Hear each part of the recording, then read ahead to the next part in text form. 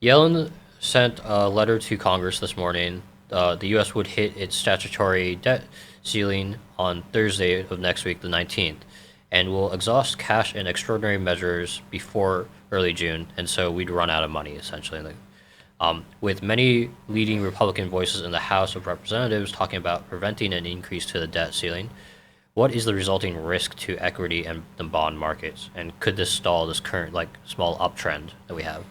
Yeah, I've been getting asked about the debt ceiling quite often in the client strategy sessions also, so it's definitely an area of concern. And just so everybody knows, I think we're maybe the only country in the world that has this really dumb concept that's called the debt ceiling, and Congress has to approve an increase in the amount of debt that the government can take on to pay its bills, essentially. And it started back in the 1870s, and it used to just be a rubber stamp thing. And about 2010, it started to become a political thing, and so they would push on that. And obviously, if it's not increased, so as you mentioned, it's the 19th is when we hit that debt ceiling. But we have these other fungible mechanisms that the Treasury can use to stretch that out, which is we did this before. Until roughly June, and actually that's still probably a guess because it's a guess of how much revenue is coming in and how much expenses are going to go out and what have you. But in the end, if they don't increase the debt ceiling, then the government could default on its obligations, including defaulting on its debt. This would be catastrophic. Yeah, Moody predicted that unemployment would jump to 9%. Yep. Stocks would lose up to a third of their value. Yep. So this is pretty much a global recession. It's a big deal. And so, the question is then, how does that affect the market and can that stop this particular downturn? Well, I do have a slide for that I'll show here. All right, so this is 2021, the end of 2021. And some of you might not remember this, but we had two debt ceiling increases in that time frame. The first one is that first red arrow was in kind of that September-October time frame. Stock market dropped 10% as they were haggling about it, and literally people in Congress were saying that it was okay. There were some people saying it was okay, let's let it burn.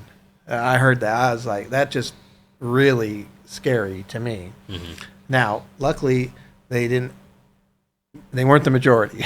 And so they managed to get the debt ceiling, increased up through December. And then December, we had another argument over the debt ceiling. Now, that market only dropped about 5%. Partly because it's kind of desensitizing. Okay. Because in hindsight, you would have made money buying in the first debt ceiling argument at the bottom there because it recovered so quickly. And so a debt ceiling argument without a default is just another one of the interruptions that can happen to the stock market as we go forward. Once it's resolved, it's probably a buying opportunity. Yeah, it just adds uncertainty, and that adds to volatility. Yeah, it does.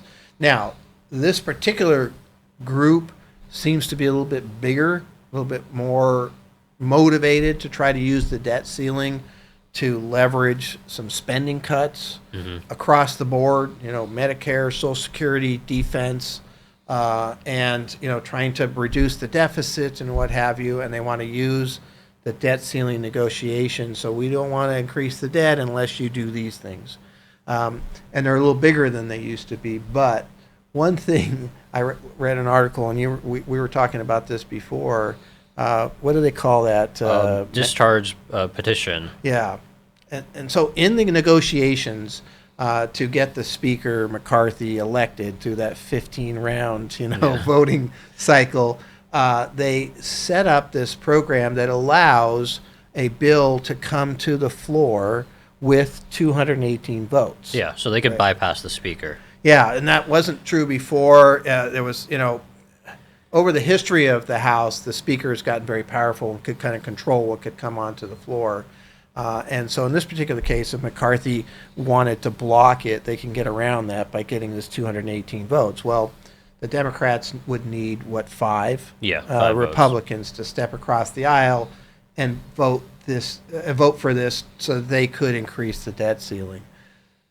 So are there 5 Republicans out there that are willing to do this in the House? Because the Senate has done a much better job of kind of getting through these debt ceiling negotiations without as much, issues as far as that goes. The House is where some of these problems reside.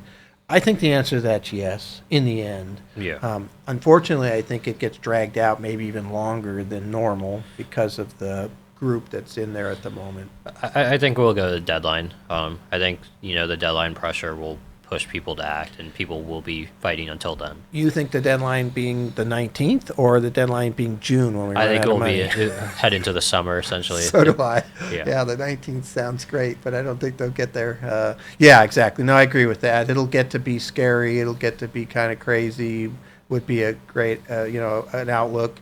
That could create some problems for the market. It's very difficult for the market to thrive in an environment where there's the possibility of default, right? Mm-hmm. It just is. Having said that, there may be some opportunity there too, especially if it doesn't turn into a default. So yeah, it's a really good question. It's something that has been floating around for quite some time since the election. So hopefully things work out and cooler heads prevail. My biggest hope is they get rid of this whole concept because it's not necessary anymore. It's a totally Yeah, it's weird archaic. to have a debt ceiling for bills that you've passed. Essentially, you're like Yep. saying, I want to pay, have this bill, I need to pay for it, but I'm not going to have the money for it. Yeah, exactly. It's it's not ideal.